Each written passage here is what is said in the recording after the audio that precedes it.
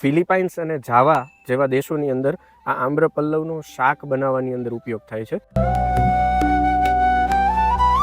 ચોમાસામાં અમારા આંબાના બગીચાની અંદર સરસ મજાના આવા આમ્રપલ્લવ ફૂટ્યા છે.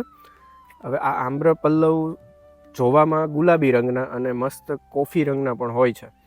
બંગસેન નામના ઋષિએ આનો સૌપ્રથમ આયુર્વેદની અંદર વર્ણન કરેલું છે.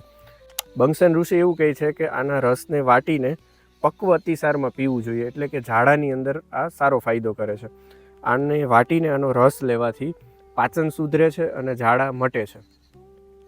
બીજું, ફિલિપાઇન્સ અને જાવા જેવા દેશોની અંદર આ આમ્રપલ્લવનો શાક બનાવવાની અંદર ઉપયોગ થાય છે.